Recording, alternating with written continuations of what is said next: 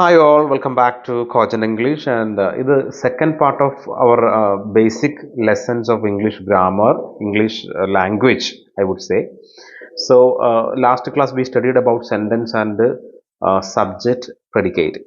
ഇനി നമ്മൾ ശ്രദ്ധിക്കാൻ പോകുന്നത്, ഇവിടെ എല്ലാവരും ശ്രദ്ധിക്കുക, ഇന്നത്തെ ടോപ്പിക് എന്ന് പറയുന്നത് നമ്മുടെ സെന്റൻസിന്റെ ഘടനയാണ്, structure of a sentence. I mean we are just differentiating the structure of English and Malayalam. Okay, so ഞാൻ മലയാളത്തിലൊരു സെന്റൻസ് ആദ്യം പറയുകയാണ്.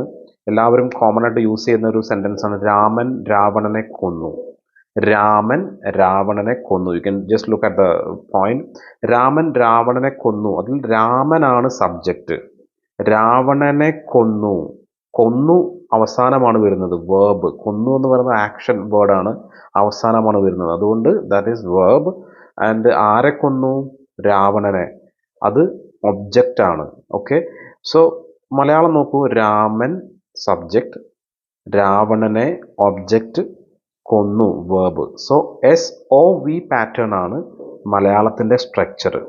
ഇനി അത് ഇംഗ്ലീഷിലേക്ക് മാറ്റുമ്പോൾ എങ്ങനെ വരും? രാമൻ രാവണനെ കൊന്നു.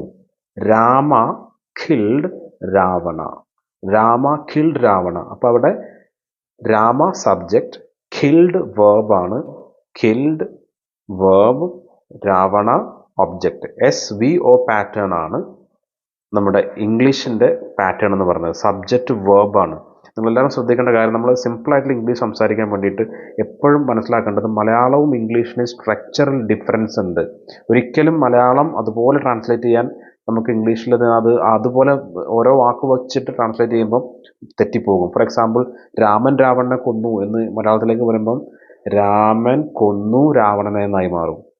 ഓക്കെ, അങ്ങനെ അർത്ഥം മാറാൻ സാധ്യത. നമ്മൾ ഇംഗ്ലീഷ് ട്രാൻസ്ലേറ്റ് ചെയ്യുമ്പോൾ രാമൻ കൊന്നു രാവണനെ എന്ന് ആയിട്ട് മാറും. അപ്പോൾ കറക്റ്റ് സ്ട്രക്ചർ ഒരിക്കലും നോക്കിയിട്ട് നിങ്ങളത് പഠിക്കാൻ പാടില്ല. ആദ്യം രണ്ടിൻ്റെയും സെൻറ്റൻസ് സ്ട്രക്ചർ മനസ്സിലാക്കി വെക്കുക. ഓൾറൈറ്റ്, സോ അടുത്ത ലെസണിൽ നമുക്ക് ഡീറ്റെയിലിംഗ് ആയിട്ടുള്ള മറ്റു കാര്യങ്ങളെക്കുറിച്ച് ഡിസ്കസ് ചെയ്യാം.